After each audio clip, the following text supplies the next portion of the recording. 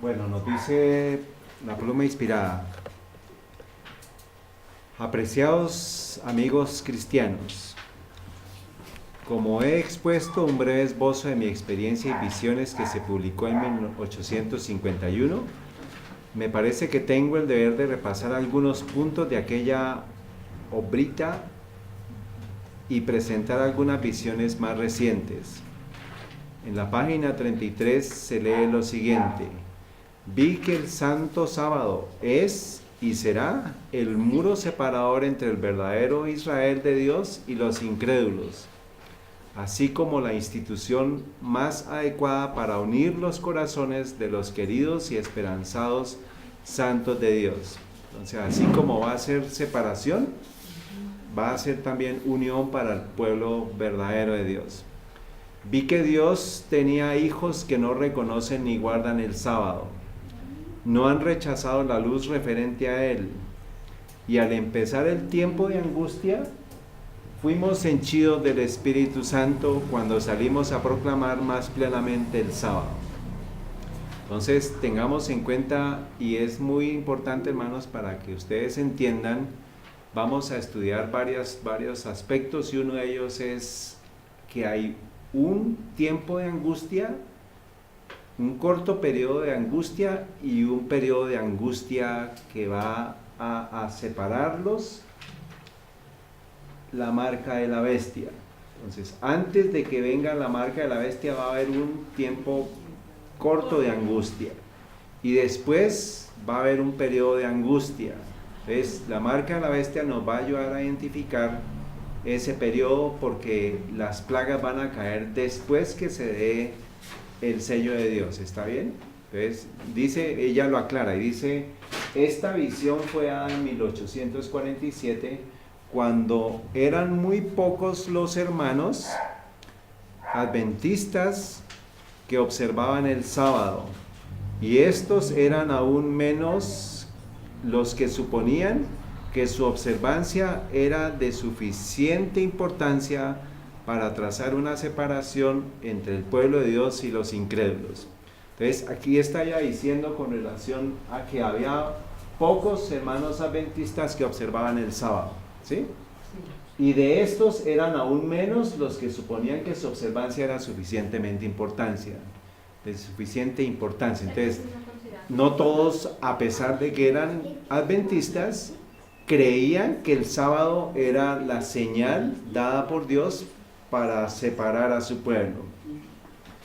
Dice: ahora se comienza a ver el cumplimiento de esta visión, el comienzo del tiempo de angustia, que es lo que está diciendo. Y al empezar el tiempo de angustia en la parte de arriba, mencionado entonces, no se refiere al tiempo cuando comenzarán a ser derramadas las plagas, sino a un corto periodo precisamente antes que caigan. ¿Qué quiere decir esto, hermanos? Que ella menciona un tiempo de gracia, un tiempo de angustia. Dice, al empezar el tiempo de angustia, y ella está diciendo que ese tiempo de angustia no es el que se refiere a después de que comiencen a caer las plagas. Entonces hay que establecer esa diferencia. Un corto periodo de angustia, viene la ley dominical, el sellamiento de parte de Dios, la ley dominical, y después viene la gran angustia, el periodo de angustia que va a ser, que es descrito por la mayoría de los escritos de la hermana White como el tiempo después de que se da el sellamiento de Dios. ¿Está bien? ¿Está claro hasta acá? Señora. No tenía claro que nuestro Señor Jesús nos va a sellar antes de que venga la ley dominical. Sí, señora. Y el periodo de tiempo, del corto tiempo, es de antes de eso. O sea, acuérdense que nosotros hemos visto que el tiempo del sellamiento comenzó ¿cuándo? De 1844. O sea, nosotros no estábamos vivos, pero cuando nosotros recibimos el mensaje, comenzamos a estar vivos para Dios cuando somos bautizados en el mensaje adventista de la verdad presente. ¿Está bien? Ahí ya somos sellados nosotros. pero la marca de la bestia viene hacia el futuro, todavía no ha llegado ese tiempo. Está bien, entonces no hay que confundirse entre el sello de Dios se está dando ahorita, estamos siendo sellados, pero no es que cuando venga la marca de la bestia ahí se va a poner el sello, porque ya el sello es previo, y eso es lo que está haciendo el Espíritu Santo con cada uno de nosotros. Por eso es que el sellamiento se hace por medio del Espíritu Santo, no solamente por guardar el sábado, sino por adquirir un carácter apropiado para ese tiempo. El sellamiento del Espíritu Santo es adquirir un carácter. Sí, señora, se está dando ahorita. No es el sábado, no es guardar el sábado, hace parte de eso, porque la ley hace parte de eso, pero la prueba final, ya cuando venga el tiempo de la marca de la bestia, ya la prueba va a ser sobre el sábado. Pero ese es parte del proceso que se ha tenido que preparar antes. La gente no va a llegar a ese momento y decir, uy, yo sí voy a guardar el sábado, ¿no? Porque la preparación ha sido previa. ¿Está bien? Entonces, estamos en un periodo en el cual la profecía que ella está diciendo de que va a llegar el tiempo de angustia antes de que nosotros seamos henchidos del Espíritu Santo. O sea, primero va a llegar el tiempo de angustia, para que por medio de esa prueba el pueblo de Dios va a recibir la unción del Espíritu Santo, y después de eso viene la marca de la bestia, y después la crisis posterior a la marca de la bestia, que es ese periodo de angustia. Entonces hay dos periodos de angustia: el corto periodo de angustia antes y el periodo de angustia. Estamos, pues vamos a verlo. Eso es parte de lo que tenemos que lograr entender hoy. ¿Está bien? El tiempo de gracia se termina para nosotros con el sellamiento. Cuando se dé la marca, cuando se dé la ley dominical, que nadie pueda comprar ni vender. Para los que conocemos. Y para los que no. Es ya cuando es la ley a muerte, la ley dominical a muerte. ¿Está bien? ¿Listos? Muy bien, nos dice: el comienzo del tiempo de angustia mencionado entonces no se refiere al tiempo cuando comenzarán a ser derramadas las plagas, sino a un corto periodo antes que caigan, mientras Cristo está en el santuario. En este tiempo, cuando se esté terminando la obra de la salvación, vendrá aflicción sobre la tierra y las naciones se airarán, aunque serán mantenidas en jaque para que no impidan la realización de la obra del tercer ángel. Entonces ahí todavía hay mediación en el santuario celestial, y por eso es que el pueblo de Dios va a poder transmitir el mensaje de ¿quién? Del tercer ángel. ¿Qué dice el mensaje del tercer ángel? ¿Dónde está escrito eso? Ese es el primero, pero el tercero, ¿en qué versículo comienza? 9. Entonces, ¿qué dice Apocalipsis 14, 9? Ese es el primero. Nos habla de quien reciba la marca de la bestia y su imagen. Eso. ¿En qué versículo comienza? 9. Por favor, leámoslo. Y el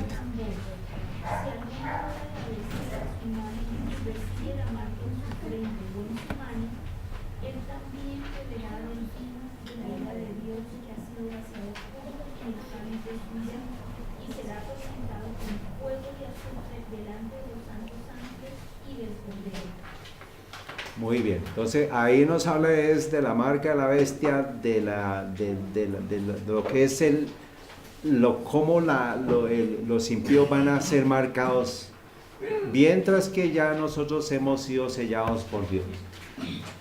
Ahora, nos dice: al empezar el tiempo de angustia, antes que caigan las plagas, fuimos henchidos por el Espíritu Santo. Entonces, esto es, hermanos, lo que nos dice el texto, que debemos tener cuidado hoy para no entrar en confusión, porque tenemos que prepararnos para el tiempo de angustia que estamos a puertas de atravesar, porque eso va a ser parte de la prueba del pueblo de Dios antes que venga la ley dominical. Entonces no debemos estar, hermanos, esperando la ley dominical, porque es que el periodo del sellamiento es previo a la ley dominical. ¿Está bien? Muchos hermanos adventistas están esperando la ley dominical para prepararse. Y resulta que va a ser demasiado tarde porque ya se ha dado el sellamiento previo y ya se ha pasado el periodo de angustia corto y el pueblo no se preparó adecuadamente. Pregunta: ¿cómo reconocer ese corto periodo de angustia antes de las plagas para no confundirlo con el periodo de angustia que vendrá con la caída de las plagas? ¿Cómo sabemos, cómo vamos a reconocer eso? ¿Qué herramientas podemos usar, hermanos? ¿Y la palabra de Dios? Muy bien, entonces vamos a usar esas dos herramientas. Dice la hermana White: vi en la tierra una angustia mayor de la que hemos presenciado hasta aquí. Oí gemidos y clamores de angustia. Y vi grandes compañías empeñadas ¿en qué? En batalla. Oí el tronar del cañón, el fragor de las almas, la lucha cuerpo a cuerpo, y los gemidos y oraciones de los moribundos. El suelo estaba cubierto de heridos y muertos. O sea, hasta aquí, ¿qué está viendo? No, todavía no, porque no hemos terminado. Tienes que estar, te voy a decir que escriban más cosas ahí, entre poder yo sacarlo bien. Tienes que entregarlo así como la hojita, como siempre lo has entregado, Samuel. Dice: Señor, estamos hablando de la descripción de los eventos para saber el tiempo antes, el corto periodo de angustia. El suelo estaba cubierto de heridos y vi familias desconsoladas y desesperadas que sufrían privaciones en muchas moradas. Ahora mismo muchas familias sufren privaciones, pero esto aumentará. O sea que está hablando de qué tiempo. Del previo, porque el futuro va a ser peor. ¿Está bien? Apenas esto va a ser inicio de dolores, pero vendrá un periodo peor. Los rostros de muchos parecían demacrados, pálidos y afectados por el hambre. Entonces, ¿qué es lo que nos dice la profecía que va a venir previo a las cosas peores que vienen? Va a haber angustia, batalla y hambre. ¿Está bien? Me fue mostrado que el pueblo de Dios debería estar íntimamente unidos por los vínculos de la comunión y el amor cristianos. ¿Qué fue lo que estuvimos estudiando esta mañana con relación a la unidad? Eso es lo que el pueblo de Dios debe estar unido. Nosotros como pueblo de Dios, como iglesia de Dios, necesitamos estar unidos en un principio. ¿Qué es lo que nos gobierna? Una misma doctrina, un mismo pensamiento, una misma sentir. Dice: solo Dios puede ser nuestro escudo y fortaleza en este tiempo de calamidades. Entonces, ¿también qué viene? Calamidades. El pueblo de... Señor. Yo tengo una pregunta. Yo había entendido que, digamos, ahorita van a llegar tribulaciones y hambre y hambruna, pero generado por el hombre. Sí. ¿Sí es así? Sí. Y después sí van a venir las plagas que vienen de Dios. Sí, señora. Ah, bueno. Entonces, cuando, o sea, digamos, ahorita se dan primero las destrucciones que vienen por el hombre. Sí. Que es antes de la ley digital. Sí, señora. Así vamos. Por eso es que vamos a seguir esa secuencia, ese diagrama, ese orden. Dice: solo Dios puede ser nuestro escudo y fortaleza en este tiempo de calamidades nacionales. Acuérdense que en el conflicto de los siglos nos dice que Satanás está haciendo todos los experimentos para hacer que el pueblo de Dios crea que esos son castigos de Dios. Pero tenemos que estar atentos para estar viendo las señales que nos están dando de parte de Él. ¿El pueblo de Dios debe qué, hermanos? Despertarse. Debe aprovechar sus oportunidades de diseminar la verdad. Entonces no es que estemos en una expectación quieta y paralizados, sino que a partir de lo que nosotros conocemos, ¿qué debemos hacer, Diego? Compartir con otros la verdad, ¿sí? Porque estas no durarán mucho. Entonces, ¿qué no va a durar mucho? Las oportunidades de diseminar la verdad. Entonces nosotros tenemos que tener claro, hermanos, cualquier oportunidad que haya para compartir la palabra de Dios, ¿qué debemos hacer, hermano Silvio? Hacerlo. No estar en pasmosa expectación viendo todas las señales y nosotros quietos. No, tenemos que estar moviéndonos porque es una oportunidad que va a durar poco. Me fue mostrada angustia y perplejidad y ¿qué? Hambre en la tierra. Entonces, ¿qué viene para nosotros en el tiempo venidero? Que no sabemos cuándo va a durar o cómo va a ser, pero sabemos ya los eventos. Es que angustia, perplejidad, hambre asociado con clamores de angustia, con batalla, con gemidos y por el hambre que va a haber en la tierra. Eso es lo que le espera al pueblo de Dios y a toda la tierra. Angustia, perplejidad y hambre. ¿Está bien? Nosotros, el pueblo, no debería sentir por estar unidos hambre ni angustia. Vamos a sentir, pero vamos a tener que depender de Dios. Entonces va a haber angustia, por eso es que está diciendo, va a haber angustia, perplejidad y hambre, y toda la tierra va a ser sometida a eso. O sea, nosotros La que diferencia. tenemos el conocimiento de Dios, vamos a sentir eso como será la gente que no tiene esperanza. Entonces terrible va a ser la cosa. Entonces nosotros tenemos que estar avisándole a las personas, y oiga, mire, esto viene para la tierra. No es que yo me quede guardadito y me coma ese conocimiento y sepa que vienen todas estas cosas y no ayuda a preparar a otros. Satanás procura mantener al pueblo de Dios en un estado de inactividad. Entonces, con todo lo que está sucediendo, el pueblo de Dios está ¿qué? Quieto, inactivo, e impedirle que desempeñe su parte en la difusión de la verdad para que al fin sea pesado en la balanza y hallado falto. Es responsabilidad de ustedes, hermanos. Si otras personas no conocen la verdad y no se preparan adecuadamente para ese tiempo. Luego hay 3 palabras para recordar. ¿Cuáles son? Angustia, perplejidad y hambre. ¿En dónde? En la tierra. O sea, nos dice que va a haber angustia, perplejidad y hambre, y eso es lo que usted debe estar preparándose para ese evento. Pero ¿qué es lo que habla todo el mundo? Paz y seguridad, y va a haber destrucción repentina. Pero para nosotros viene ¿qué? Angustia, perplejidad y hambre en la tierra. Por favor, recuerden esas 3 palabras: angustia, perplejidad y hambre.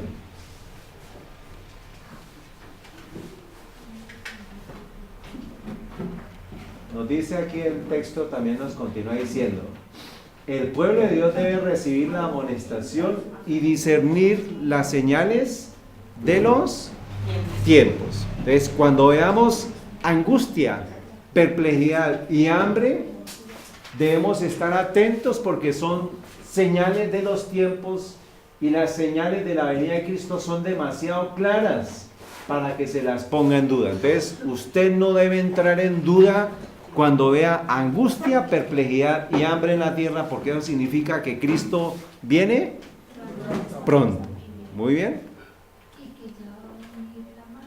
Entonces esos son los eventos previos. Entonces el siguiente paso es ir chuleando como una lista de chequeo, de verificación. Estamos ya viendo esos eventos, entonces ¿qué es lo que nos hace falta y qué es lo que debemos preparar? Y tenemos que estar unidos y tenemos que estar exhortándonos unos a otros y apoyándonos y animándonos y diciendo: hermanos, vamos a consagrarnos más, vamos a pedir perdón más, vamos a unirnos más. Eso es lo que el pueblo de Dios debe estar haciendo en este tiempo. Dios invita a todos, tanto predicadores como laicos. No es solamente el que está parado aquí, sino todos tenemos que hacer la tarea. A que se ¿qué? Despierten. Todo el cielo está conmovido. Si el cielo está conmovido, ¿qué debe estar sucediendo entre el pueblo de Dios? Pues mucho más conmoción debe haber en medio de nosotros. Las escenas de la historia terrenal están llegando rápidamente al fin. Vivimos en medio de los peligros de los postreros días. Ahora sabemos que esto está dado ahora, pero es que va a venir algo peor, porque dice: los mayores peligros nos esperan. Entonces, Va a haber peligros ahorita, pero va a haber peligros peores. Entonces tenemos que prepararnos desde ya para los peligros que estamos enfrentando. ¿Sí? Mayores peligros nos esperan y sin embargo no estamos despiertos. La falta de actividad y fervor en la causa de Dios es que espantosa. Este estupor mortal proviene ¿de quién? O sea que si usted no está haciendo la obra misionera, ¿quién está detrás de usted? ¿Satanás? Entonces no es que digamos, no es que Dios está conmigo y yo, ¿qué? ¿Dormido en dónde? En el colegio, dormido en mi empresa, dormido en mi trabajo, dormido en mi casa. Ya la responsabilidad es de cada uno de haber, a pesar que no es consciente, pero ya hay algo que ha hecho que está proveniendo de Satanás. Es que la indolencia, estar quieto, estar callado, estar dormido, estar pasivo. ¿Está claro, hermana Carmen? Muy bien, dice, Él domina la mente de los observadores del sábado no consagrados. Entonces hay adventistas no consagrados, ¿y quién los está dominando? Satanás. Y los induce a sentir celos unos de otros, a criticarse y a censurarse. Es su obra especial dividir los corazones para que la influencia, la fuerza y la labor de los siervos de Dios sean consumidas por el trabajo entre los observadores del sábado no consagrados y les toque dedicar de continuo un tiempo precioso al arreglar pequeñas divergencias cuando debieran consagrarlo a proclamar la verdad a los incrédulos. Por eso es que si el pueblo de Dios está unido, no va a haber discordias, no va a haber chismes, no va a haber separaciones y vamos a tener un mismo sentir en las cosas de Dios.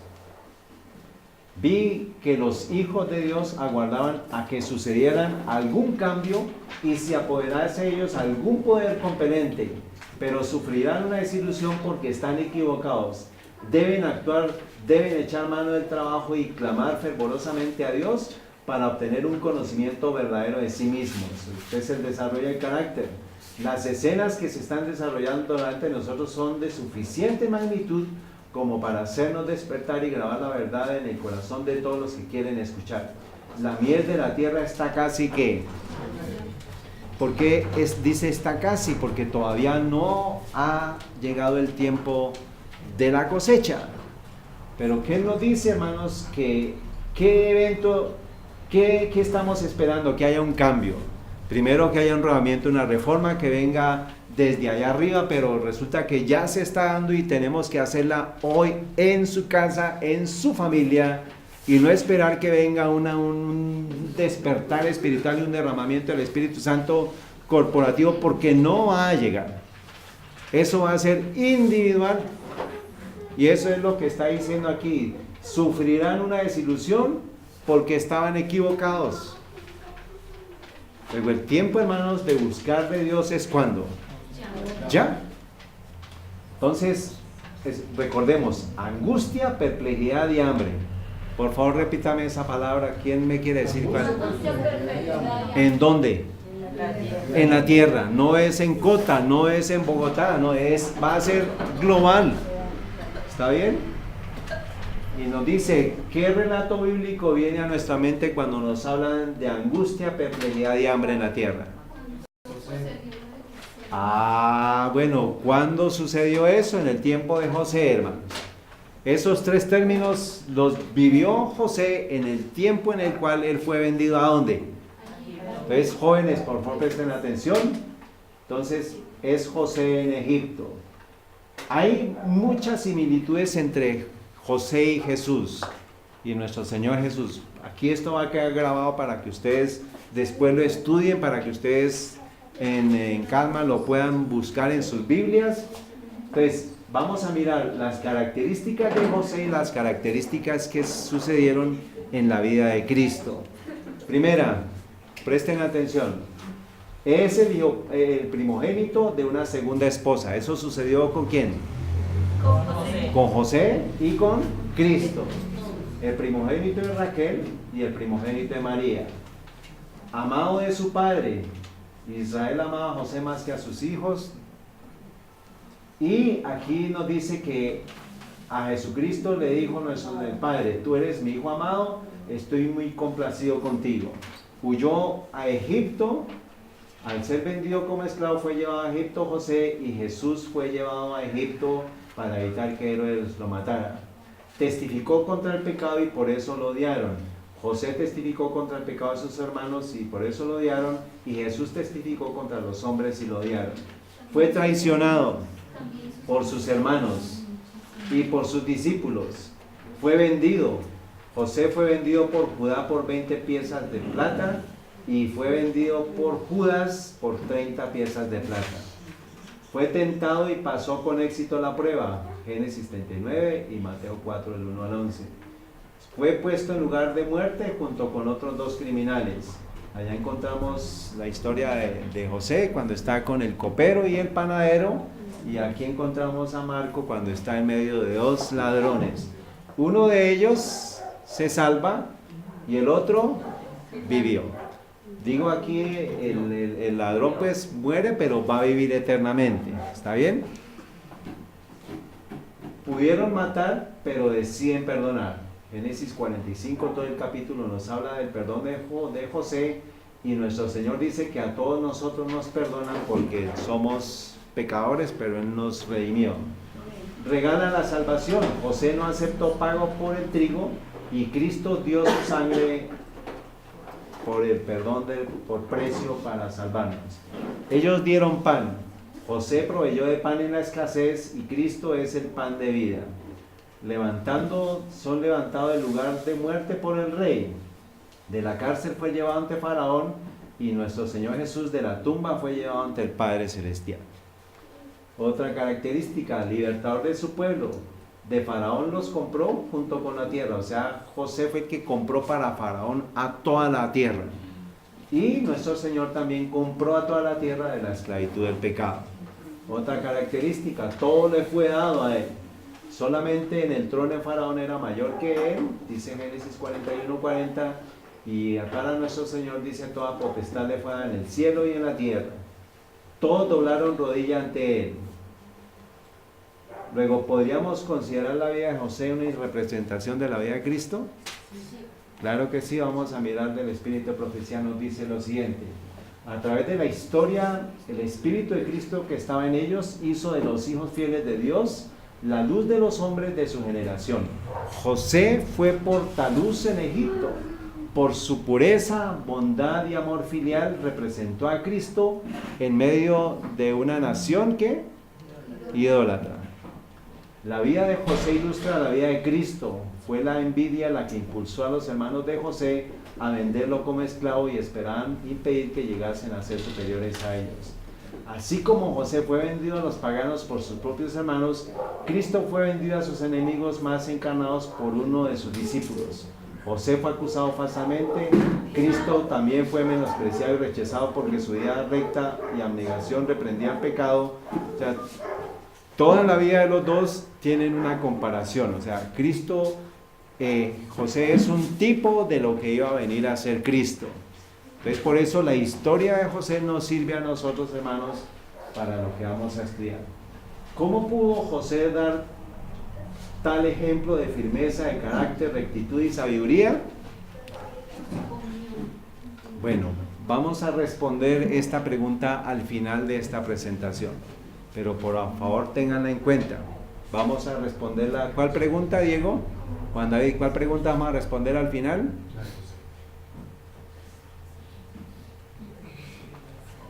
¿Cuál?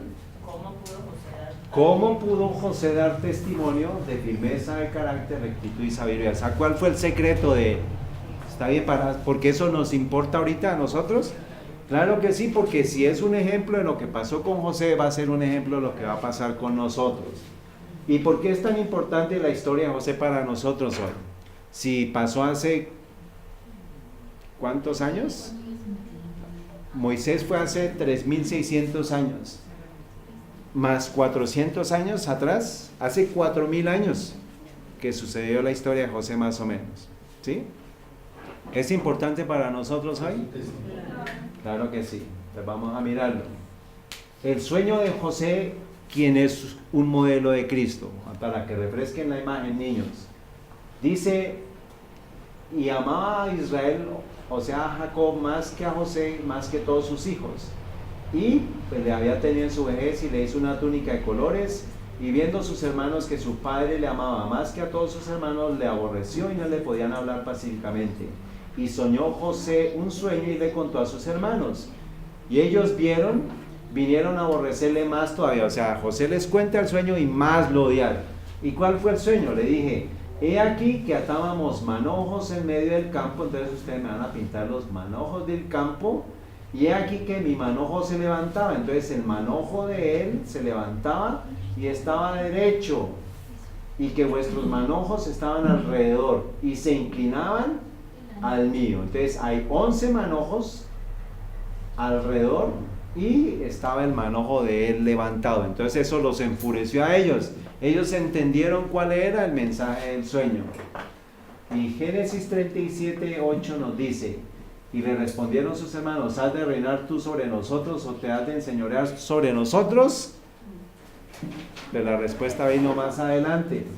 Y le aborrecieron aún más a causa de sus sueños y de sus palabras. Y soñó aún otro sueño. Entonces, ¿el segundo sueño cuál es?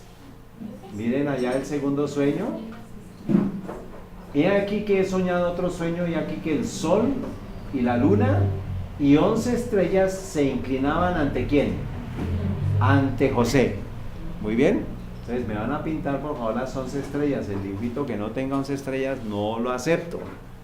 Esto es para los niños, sí se los acepto, pero porque no saben contar, pero los niños grandes sí deben estar ahí. Muy bien.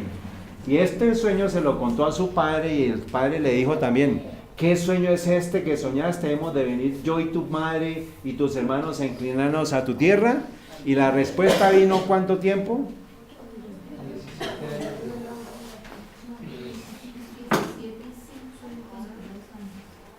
¿Ah? O sea, ¿cuántos años tenía José ahí? No lo sabemos, pero la Biblia nos dice cuánto tiempo después. Y aconteció que pasados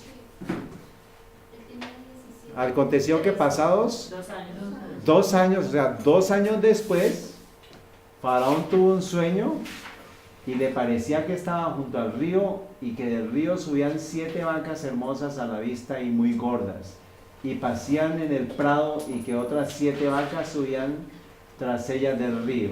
O sea, no, ¿sí? Entonces nos dice que había ya ahora Faraón tiene el sueño, y Faraón tiene un sueño, ¿está bien? Sí. Y ese sueño, ¿qué dice? Había 7 vacas hermosas a la vista y muy gordas, y y pasían en el prado. Y 7 vacas hermosas, y otras 7 vacas subían tras ellas del río, de feo aspecto y enjutas de carne, o sea, no tenían carne, y se pararon cerca de las vacas hermosas a la orilla del río, y que las vacas de feo aspecto y enjutas de carne devoraban a las 7 vacas hermosas y muy gordas, y despertó Faraón y se durmió de nuevo. Entonces también él tiene otro sueño. Entonces José tuvo 2 sueños y Faraón tiene 2 sueños. Y el segundo sueño, 7 espigas llenas y hermosas subían de una sola caña. Entonces 7 espigas subían de una sola caña, y que otras 7 espigas delgadas y abatidas del viento solano salían después de ellas. Entonces en la misma rama había 7, y después dice que después salían 7 que secaron la rama. Y devoraban a las 7 espigas gruesas y llenas. Y despertó Faraón, y aquí que era su sueño. Y sabemos de la historia que en ese tiempo entonces José está allá, y ya manda a llamar a José, y José le revela el sueño. Y ¿qué era la interpretación? Que iba a venir 7 periodos de abundancia, y después iban a venir 7 periodos de ¿qué? De hambruna. Entonces dice Génesis 41:53. Presten atención, hermanos, por favor, porque es muy importante. Y se cumplieron los 7 años de la abundancia que hubo en la tierra de Egipto, y comenzaron a venir los 7 años del hambre, como José había dicho, y hubo hambre en todos los países, mas en toda la tierra de Egipto había pan. Entonces, ¿en dónde hay pan? En Egipto. ¿Y en dónde había falta de comida? en el resto del mundo. Entonces tengamos en cuenta que ya sabemos nosotros que al final del tiempo va a haber una ciudad que es representación de Sodoma y Egipto. Y en esa ciudad va a haber comida, pero en el resto del pueblo no va a haber comida. Dice, y vendían, dice, y dijeron entonces ellos vayan a José para que él diga qué es lo que le van a hacer. Y el hambre estaba por toda la extensión del país. Entonces abrió José todo el granero donde había y vendía a los egipcios porque había crecido el hambre en la tierra de Egipto. Y toda la tierra venía a Egipto. Entonces no solamente había hambre en Egipto, sino en toda la tierra.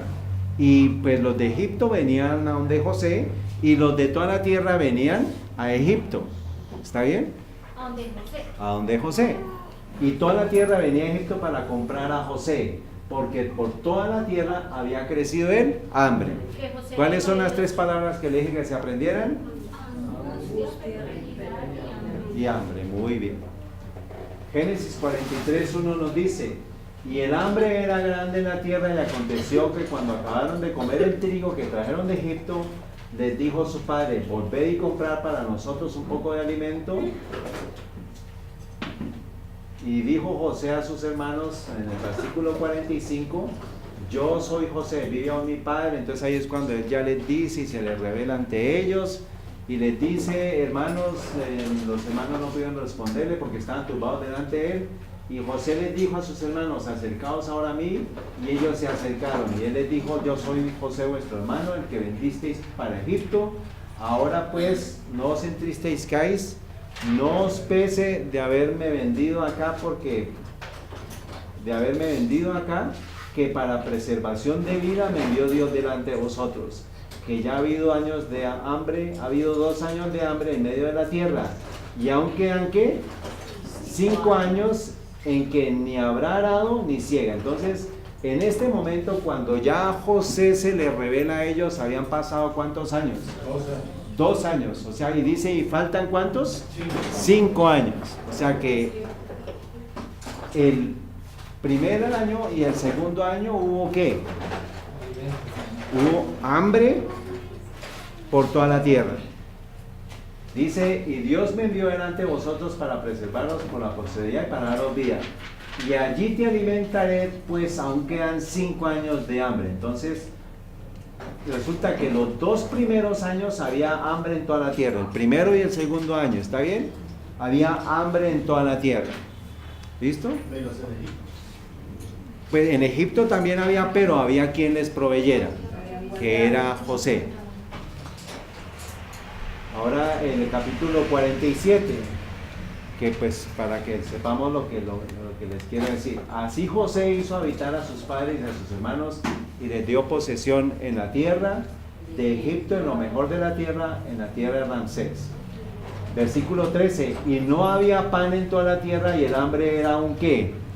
O sea, el hambre se fue aumentando y se fue empeorando cada vez más. Y dice, y recogió José todo el dinero que se halló en la tierra de Egipto y en la tierra de Canaán, por los alimentos que él compraban, y metió José el dinero en casa de Faraón. Entonces, ya cuando hubo hambre, entonces los de Egipto y los de la tierra trajeron ¿qué? Dinero. Ahora el dinero se agotó.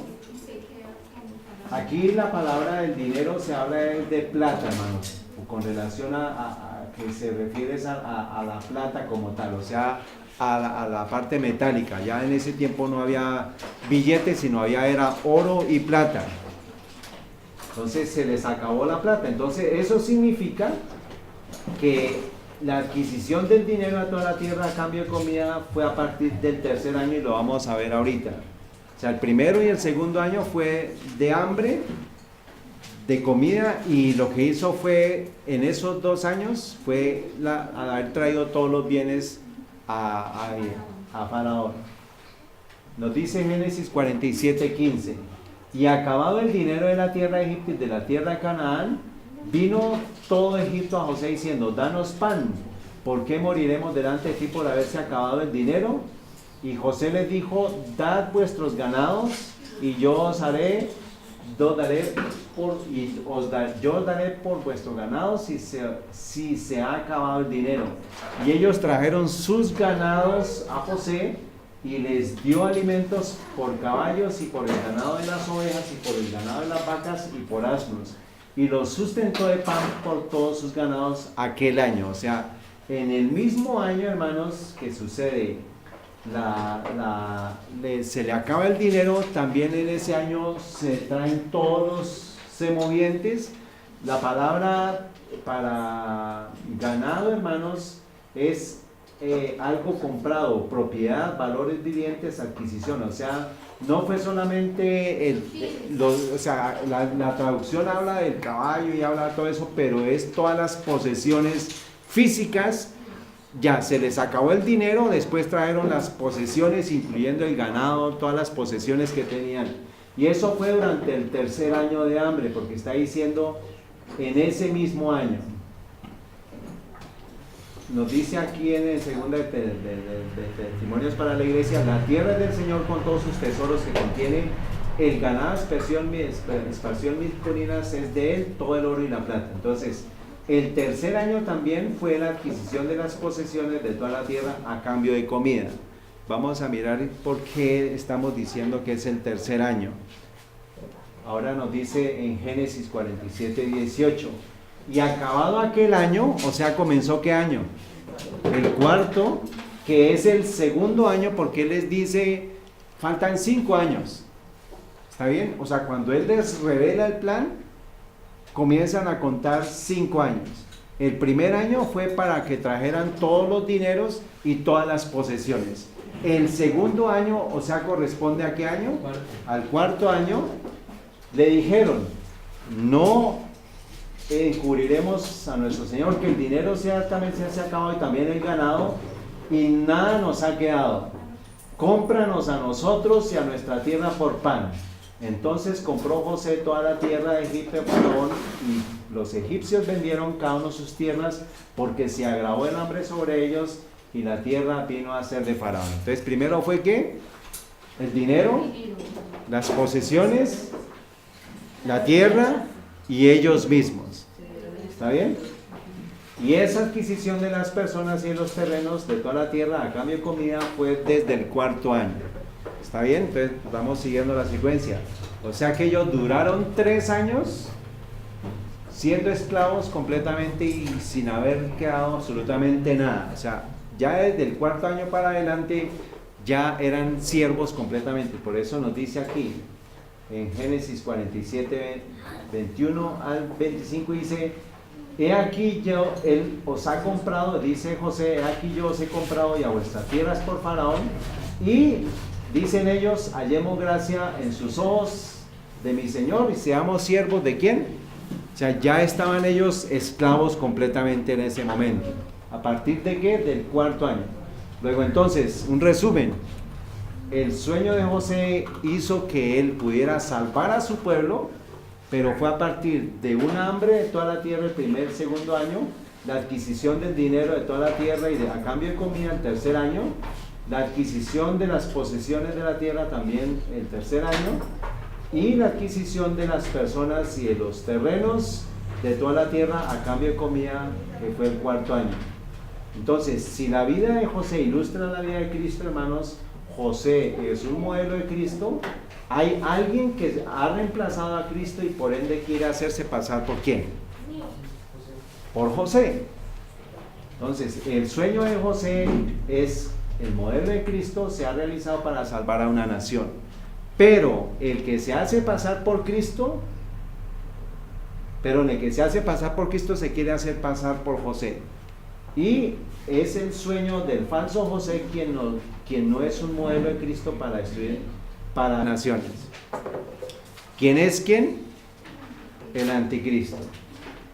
Acuérdense ustedes, hermanos, de esta página en la cual nos habla de quién es el anticristo, de los reformadores, de todos los antiguos.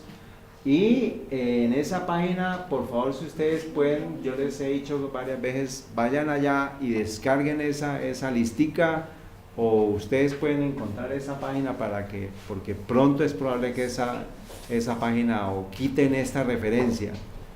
Se llama Redeemers fw.org, buscan en donde dice fuentes o recursos y ahí está esto. Entonces, todo el pueblo hemos sabido, hermanos, que el anticristo es ¿quién?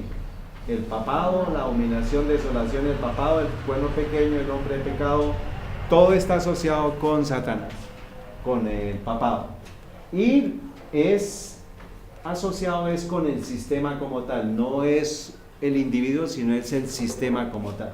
Entonces, en este video, hermanos, vamos a ver la importancia de Tony Palmer en todo el proceso del ecumenismo que se está dando ahorita. Él llamó a los evangélicos, ¿se acuerda que estuvo en una reunión con los pentecostales? Eso fue, supuestamente ya murió. Entonces aquí les dejo esto para que ustedes se documenten. Ahí van a encontrar la referencia de que efectivamente es probable que él haya sido falsa la muerte para que haya una resurrección falsa también.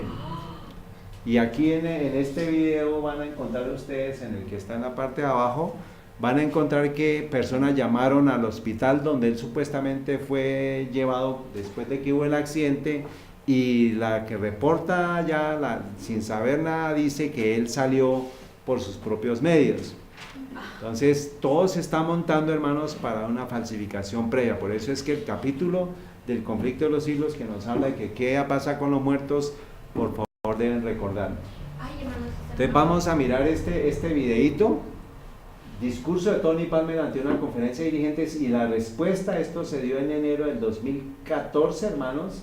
Está en la página y quiero que ustedes escuchen lo que él dice. Pronto eso, pero quiero que recordemos las palabras de él con relación a él llamarse José. O sea, él se quiere hacer pasar por José. ¿Para qué? Porque va a haber hambre y él ya tiene apoderados todos los tesoros del mundo. Ahí tengo una duda. Señora. Su merced está comparando a José con nuestro Señor Jesús, pero digamos o sea, no tuvo hambre el pueblo de que José estaba gobernando. Pero porque tuvieron que ir a él. Sí, entonces. Sí hubo hambre. Pero había provisión. Pero había provisión. Sí. Ahora, Reservas. Y entonces nuestro Señor Jesús, ¿qué pasó por ahí? entonces, acuérdense que sí, ahorita vamos a ver qué es lo que tenemos nosotros que hacer. Entonces vamos a mirar este videito. Yo estoy aquí con mi hermano, mi obispo, hermano Tony Palmer, somos amigos de muchos años. Él me ha contado sobre vuestra asamblea, de vuestra reunión.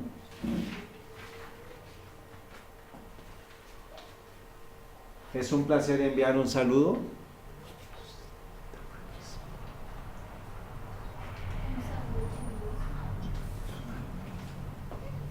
Un saludo jubiloso y nostálgico.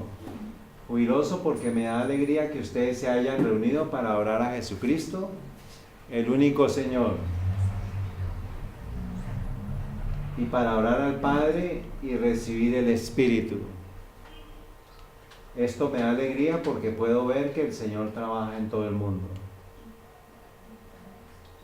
Y nostálgico porque sucede en nuestro barrio.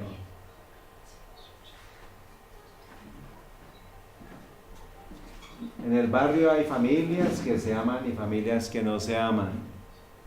Familias que se unen y familias que se separan. Y nosotros estamos, me permito la palabra, separados. Es Doc Bachelor, así que él dice básicamente, los saludo para orar pero lo que hago con nostalgia, melancolía, como podría ser traducido al italiano, queriendo decir, veo hacia atrás y debemos ser una sola familia nuevamente.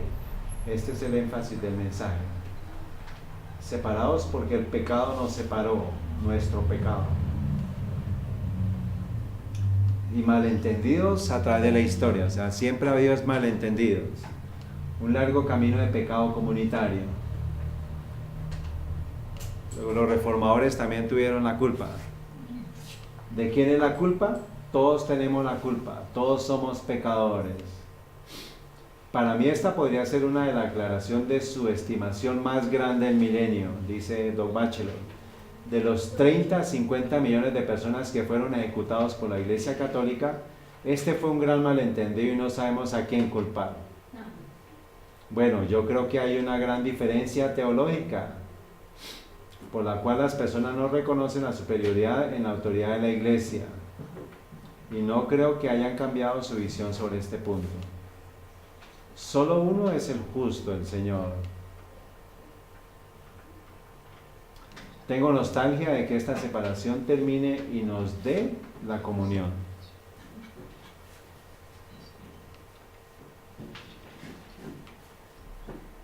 Tengo nostalgia de aquel abrazo del cual habla la Sagrada Escritura, cuando los hermanos ¿de quién? De José. Los hermanos de José, hambrientos. Vientos. Mire cómo está señalando. ¿Fueron a dónde? A Egipto. Ahora el Papa pasa un discurso que es realmente brillante, hablando sobre un abrazo. Referencia a la historia de José, y mientras habla de la historia de José, asegúrense de entender las imágenes que vienen a la mente de quienes lo escuchan. ¿Quién es José? Está mostrándose a sí mismo como José, quien fue malentendido y traicionado por sus hermanos. Pero sus hermanos comenzaron a pasar hambre, por lo que José podía darles, y finalmente tuvieron que arrodillarse ante José, y José terminó siendo el gobernante sobre ellos. Estuvieron separados de su hermano, pero vinieron y lo abrazaron al final. José abrazó a sus hermanos y los perdonó por lo que habían hecho. Así que ustedes decidirán, mientras ven esta pequeña analogía, quién es José en la historia. ¿Quién es? Él. Fueron a comprar para poder comer. Fueron a comprar, tenían dinero, pero no podían comer el dinero.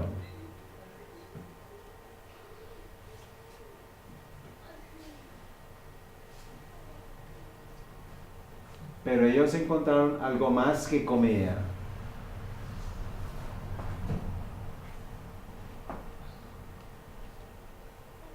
Ellos encontraron a su hermano. Todos nosotros tenemos una moneda, la moneda de la cultura, la moneda de nuestra historia, y tanta riqueza cultural, religiosa y tradiciones diversas, y tanta riqueza, lo que está haciendo. Pero tenemos que encontrarnos con nuestros hermanos. Tenemos que llorar juntos como José. Aquel llanto que une, el llanto del amor. Yo les hablo como un hermano, como José. Yo hablo así, simplemente, con alegría y nostalgia. Dejemos crecer nuestra nostalgia, porque esto nos impulsará a encontrarnos, a abrazarnos y a adorar a Jesucristo como el único Señor de la historia. Les agradezco tanto por escucharme.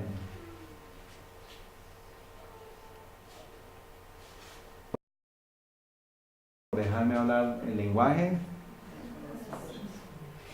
del corazón.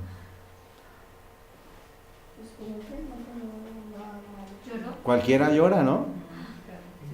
Y quiero pedirles un favor, que oren por mí, porque necesito de sus oraciones. Yo oro por ustedes, le voy a hacer, pero mi sueño es vuestra oración. Que oren al Señor para que nos una a todos. Vamos, seamos hermanos, démonos espiritualmente este abrazo. Y dejemos que el Señor termine la obra que Él ha comenzado. Porque esto es un milagro, el milagro de la unidad ha comenzado. ¿Cuándo comenzó? Con esta reunión que se dio con Tony Palmer.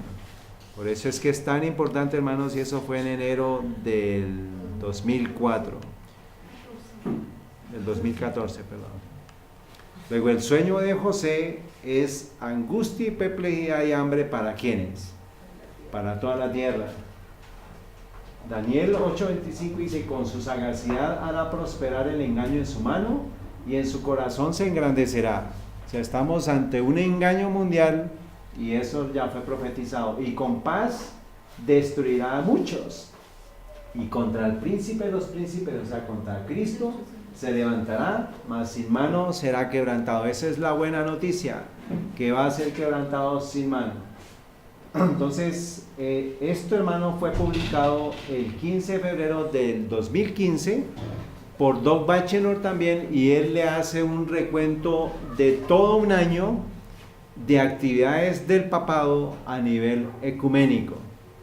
Entonces, por cuestión de tiempo no lo voy a pasar, pues voy a pasarles unos fragmentos de la importancia de lo que fue esa reunión con Tony Palmer, hermano. Esto fue publicado el 15 de febrero del 2015. Está traducido en español, o sea, está con los subtítulos en español, para que ustedes se den cuenta cómo en un año completo él hizo una labor y estuvo trabajando. Mientras que el pueblo de Dios, ¿cómo está? Dormidos esperando la ley dominical, hermanos. Vamos a mirar aquí unos apuntes de este video.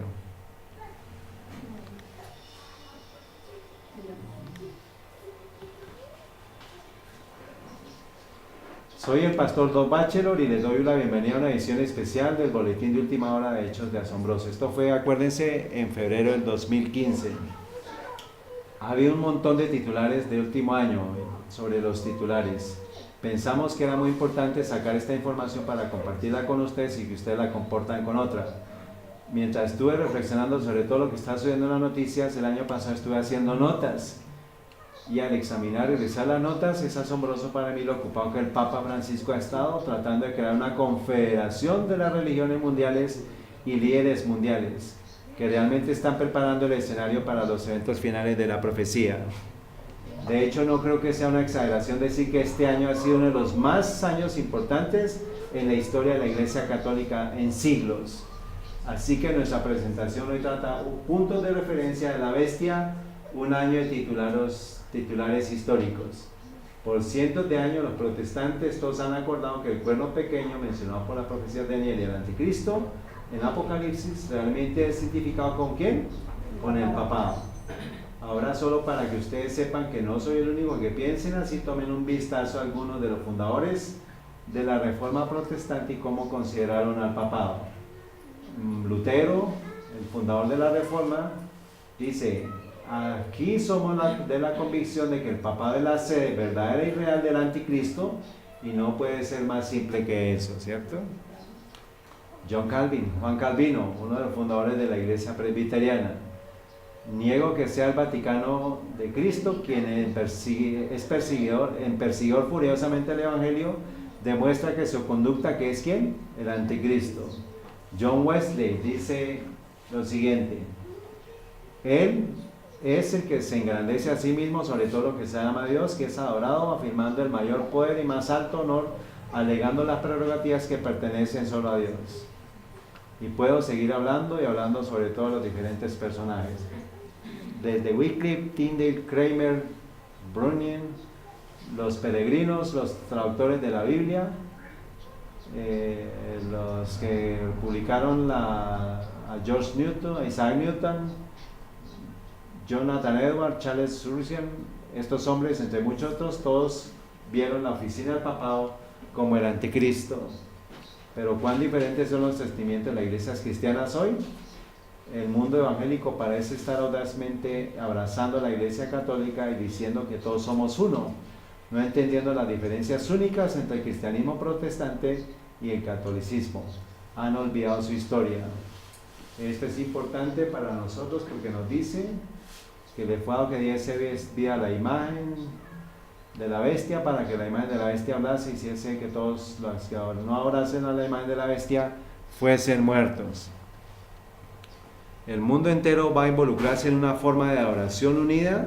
Hay una polarización que está sucediendo ahora y continúa diciendo en Apocalipsis 13, versículos 16 y 17: y hace que todos, pequeños y grandes, ricos y pobres, libres y siervos, se les ponga una marca en su mano derecha o en su frente, y ninguno pueda comprar o vender sino el que tenga la marca o el nombre de la bestia o el número de su nombre.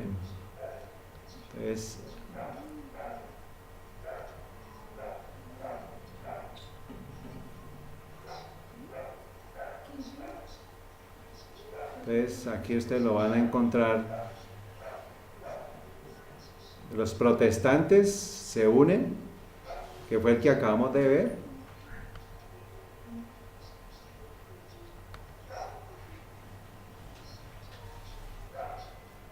Luego, cuando es invitado al Congreso de los Estados Unidos, Obama va hasta donde el Papa, abril 27, cuando se canonizan a 2 papas anteriores, cuando se reúnen los 2 papas.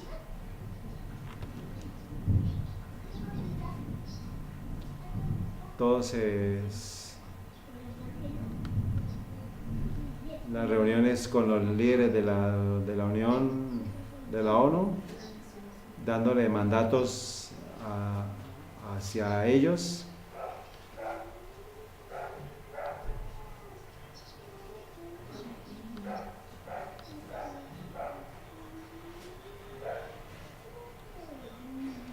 Él va hasta Egipto y allá se reúne con los judíos y los musulmanes para elevar unas oraciones, y ese es todo el trabajo que ha hecho él a nivel mundial, a nivel de los ecumenismos, pidiéndole perdón a Dios.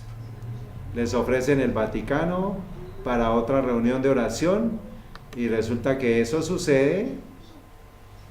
Primero se reúne con ellos, con los judíos y los musulmanes, y después es cuando van ellos a Jerusalén, al Vaticano.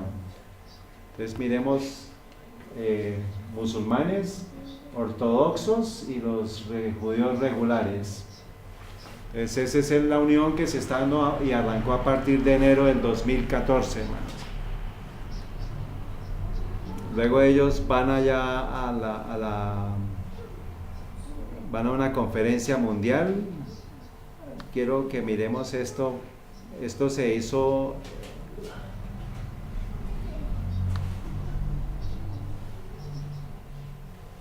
aquí. 53,000 carismáticos en Roma para la renovación del espíritu. Esto reunió a todos los carismáticos de nivel mundial. Mientras el Papa está en el suelo, el Papa se arrolló en el suelo, todos oraron por el Papa en lenguas, que nos recuerda todo lo que el video de Kenneth Copeland hizo con relación al Papa. Entonces aquí están todos los carismáticos orando por el Papa y haciendo ese símbolo. Entonces miren lo que está acá.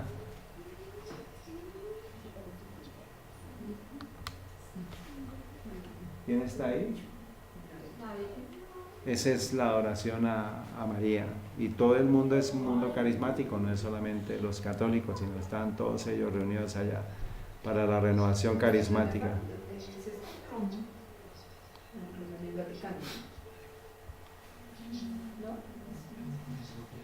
Luego, uno de los evangélicos de Estados Unidos, Joel Austin, se reúne con él y pues dice que fue un gran honor representar a los pastores de América en la reunión con el pontífice. Todo el mundo estaba representándose Joel Austin los estaba representando a ellos y pues a todos, pero pues no representa a él, dice. Más adelante viene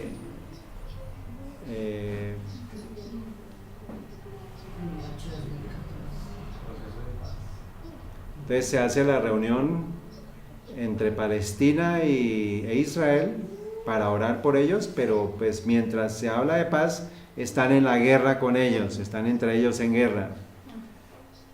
Es la primera vez que se reunieron los dos en Palestina, en el Vaticano. y estaban en guerra, y lo que hizo fue atraerlos para que estuvieran en paz. Entonces, durante esta reunión en el Vaticano, por primera vez fue leído el Corán y se ofrecieron oraciones musulmanas aquí en su lugar santísimo. O sea, es una mezcla de todo. Luego se hace la reunión entre los cristianos evangélicos en Estados Unidos con una reunión en el papado, y así sucesivamente, ¿no?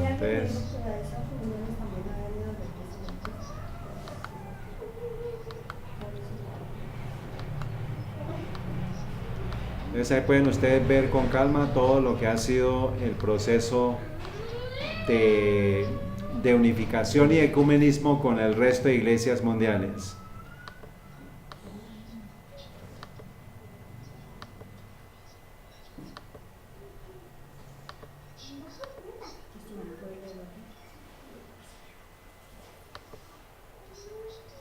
Entonces quiero terminar con lo que dice él al final.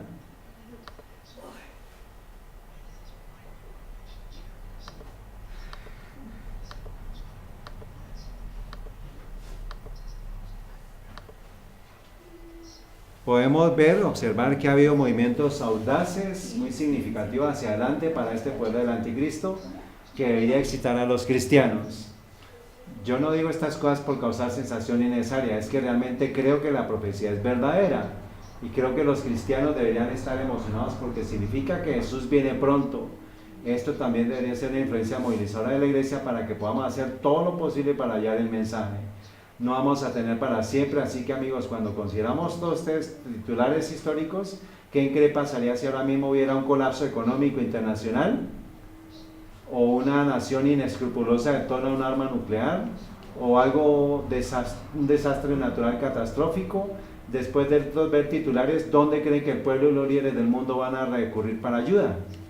¿Hay alguna pregunta que van a estar recurriendo al Vaticano, que van a estar recurriendo al Papa Francisco? No sé si este sea el último que va a implementar todos los eventos finales, pero no creo que nadie pueda negar que este primer Papa jesuita está haciendo más que nadie antes que él para establecer el escenario para los eventos finales, y debemos estar orando y preparándonos. Ahí hay una presentación también que él hace, que es el video que nosotros también vimos acá. Entonces el Papa ya no es visto, hermanos, como el anticristo, sino ya es de anticristo a hermano en Cristo. Entonces ya todo el mundo lo ve como el verdadero hermano. Entonces cuando suceda un cataclismo, cuando sucedan las catástrofes, como se está dando todo el tema económico, ¿a quién van a ir? A él van a ir. Entonces 1000 pastores protestantes senior, o sea, con mucho tiempo, dijeron, ya nosotros vemos al Papa como un hermano y no como el anticristo. Entonces eso es, hermanos, lo que está detrás de todo. Por ejemplo, los luteranos ya le están pidiendo perdón al Papa por la conmemoración de la Reforma en el 2017, porque pues ya ellos dicen que ya todo pasó. ¿Se acuerdan de esto? Esto ya lo hemos pasado, pero para que sepan que los luteranos es el pescadito que va a ser comido por la Iglesia Católica. Los luteranos aprueban en Estados Unidos, aprueban un acuerdo con la Iglesia Católica, eso fue en agosto 15, hermanos.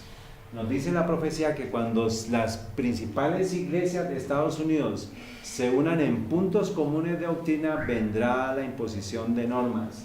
Entonces, nos habla de los 500 años después de Martín Lutero, va a ser un camino aprobado por los 931 iglesias, para la Asamblea Mundial de la Iglesia Evangélica Luterana en América, que se celebró la semana pasada en Nueva Orleans.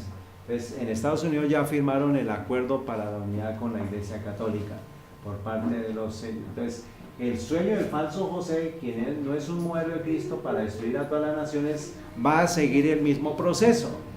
No sabemos cuánto tiempo va a tomar, hermanos, pero va a seguir el mismo proceso de lo que está documentado en la Biblia que sucedió en el tiempo de Egipto. Por eso es que esa historia nos interesa. Entonces tiene que venir hambre en toda la tierra, tiene que venir que Él se apodere de todo el dinero de la tierra, tiene que venir que Él se apodere de las posesiones de toda la tierra, y tiene que venir que Él se va a apoderar de todas las personas y de todas las tierras.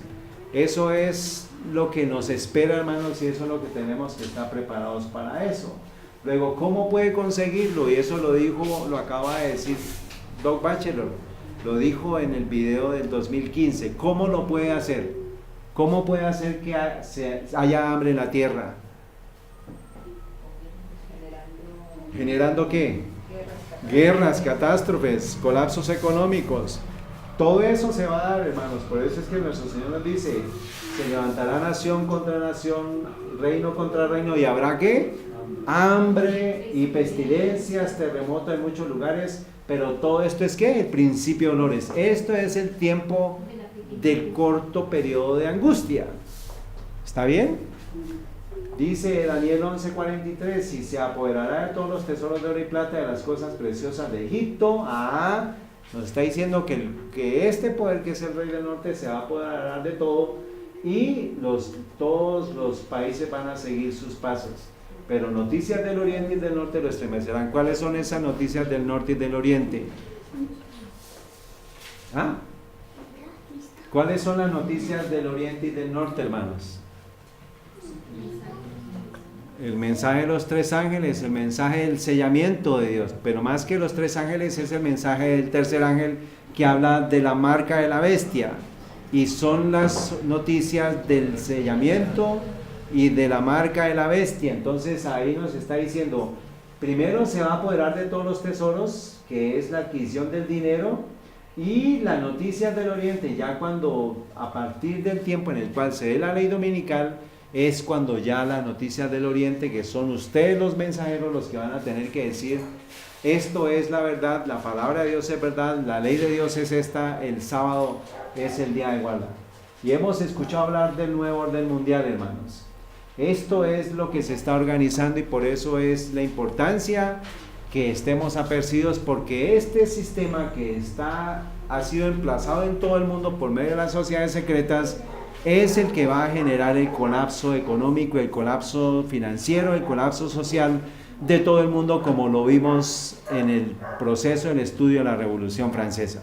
Todo se va a dar en ese mismo sentido, todo se va a dar en ese mismo proceso, y por eso es importante, porque este sistema es el que va a hacer esto. Entonces, este es un videito también cortico. Miren lo que dice acá, hermanos. Entonces, ¿qué se necesita? Estamos al borde de una transformación global. Entonces, ya las dos guerras previas mundiales lo que hicieron fue establecer el sistema para que viniera la ONU a hacer la que a nivel político, económico, financiero y educativo gobernara al mundo. Pero ¿qué hace falta? El componente religioso, y se necesita establecer o generar el colapso económico mundial, el colapso financiero, el colapso social, para que se establezca la religión a nivel mundial. Dice, estamos al borde de una transformación global. Solo se necesita la crisis correcta y la gente aceptará el nuevo orden mundial. David Rockefeller, que hace parte del cartel bancario mundial, y proviene de la parte americana de lo que ha sido el imperio de los Rothschild en Europa. O sea, Rockefeller fue formado por ellos, por los Rothschild. Entonces vamos a ver lo que nos dice aquí, hermano, en este videito también.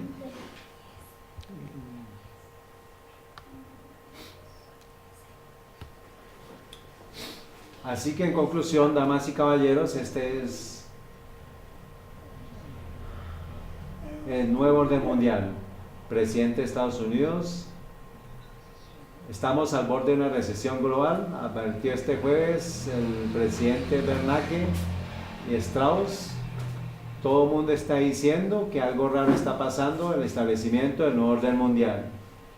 El candidato presidencial de la Coalición por el Cambio, Sebastián Piñero, se reunió en París con Nicolás Sarkozy, y ellos conversaron sobre la necesidad de impulsar el nuevo orden mundial. El Ricardo Lagos, el expresidente de Chile: ¿cuáles son las normas del nuevo orden mundial? Solo podremos superar la mayoría de los problemas globales, la crisis económica, el cambio climático, la lucha contra la pobreza, mediante soluciones globales basadas en la cooperación y no en el aislamiento. la reunión del 2009, Gordon Brown, primer ministro de Gran Bretaña. Tenemos un emergimiento de la economía mundial. Vamos a manejar la globalización. Zapatero en la ONU. España es un país comprometido con el multilateralismo, con la necesidad de seguir un sistema global de gobernanza global. Pues todo se está llevando a la globalización del gobierno. Un sistema que va a identificar a todo el mundo, una sola persona que gobierna a todo el mundo. Chile debe aspirar a estar en el G20, dicen. Un banco central que se está concertando y que es un banco que va a ocupar el dinero de todo el mundo, un banco para todo el mundo. Busquemos una moneda común que nos alcance para todos. Aquí esta es la moneda internacional. El Papa llama para un nuevo orden mundial, el nuevo orden mundial, los Bilderberg. Tendremos un gobierno mundial, te guste o no, por conquista o por consenso. Al Gore, una de las formas es a través de la gobernanza global. Requeriremos de alguna forma de gobernanza mundial. Sé que son palabras mayores, pero déjeme ser un poco más específico. En Copenhague este diciembre, en unas semanas más, un tratado será firmado, su presidente lo firmará, la mayoría del tercer mundo firmará para conseguir dinero. La mayoría de los regímenes de izquierda y la Unión Europea lo firmarán. Virtualmente nadie no lo firmará. Yo lo he leído, lo leí, dice lo siguiente: será creado un gobierno mundial. La palabra gobierno aparece como una de las 3 pilares de la nueva entidad. 2009 es el primer año de la gobernanza mundial. No, esto fue en el 2009, sí, con el establecimiento del G20 en medio de la crisis financiera. Entonces, en medio de la crisis financiera vino la primera vez que se habla de la nueva ordenanza mundial. Entonces, cuando venga el colapso económico mundial, ya se dará por sentado el tema de la crisis, de las guerras, y todo eso va a llevar, hermanos, a un gobierno mundial. Entonces, para que lo tengamos en cuenta.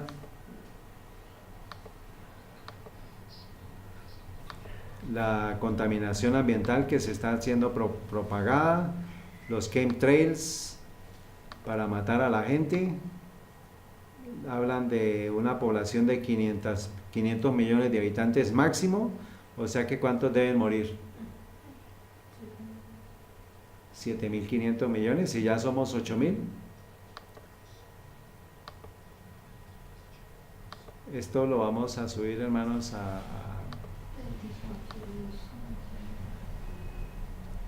Kissinger hace parte de ellos, Rockefeller, el Bilderberg Group, todos los presidentes de todas las corporaciones. Entonces, se está esperando algo terrible y catastrófico para acabar con con la mayoría de la humanidad.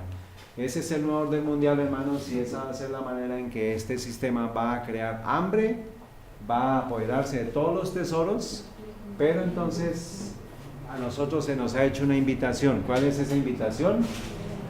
Dice la hermana White: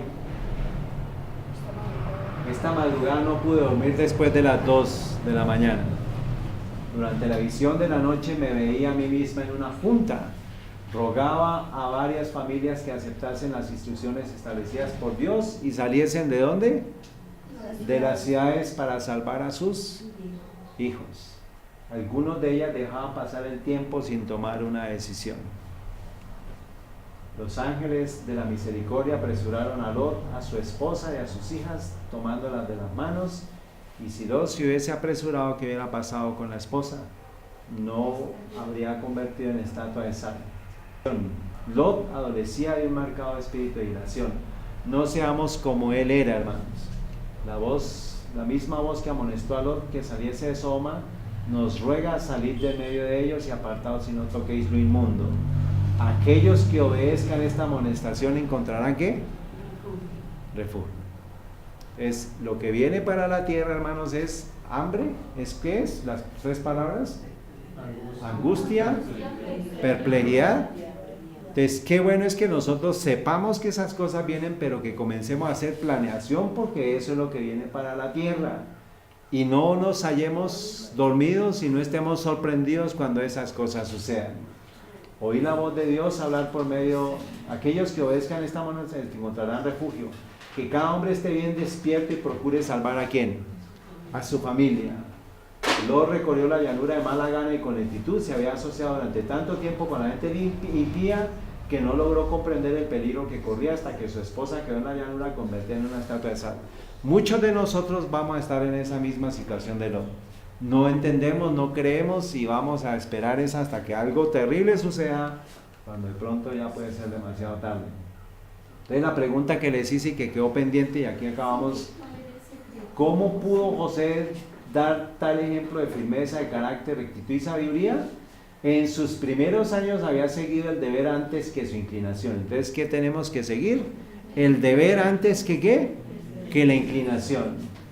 La integridad, la confianza sencilla y la disposición noble del joven fructificaron en las acciones del hombre. Una vida sencilla y pura había favorecido el desarrollo vigoroso en las facultades tanto físicas como intelectuales. La comunión con Dios mediante sus obras y el estudio de las grandes verdades confiadas a los herederos de la fe habían elevado y ennoblecido su naturaleza espiritual al ampliar y fortalecer su mente como ningún otro estudio pudo haberlo hecho. La atención fiel al deber en toda posición. Entonces, lo que a usted le toque hacer, hágalo con todo corazón. Esta toma de Patriarca y Profetas, páginas 198 y 139. La atención fiel al deber en toda posición, desde la más baja hasta la más elevada, había educado todas sus facultades para el más alto servicio. El que vive de acuerdo con la voluntad del Creador adquiere con ello el desarrollo más positivo y noble de su carácter. El temor del Señor es la sabiduría y el apartarse del mal la inteligencia.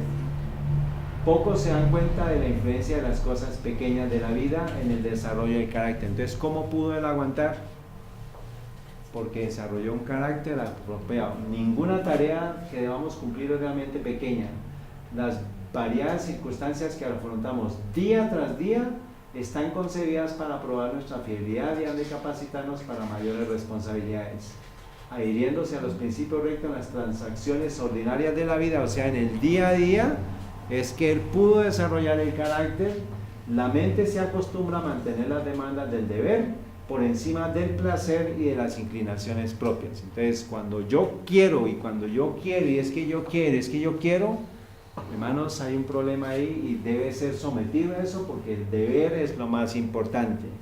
Por eso es que la educación comienza, dice, en sus primeros años. La educación fue desde niño que se pudo preparar para estos tiempos de crisis. Dice, las mentes disciplinadas en esta forma no vacilan entre el bien y el mal como la caña que tiembla movida por el viento.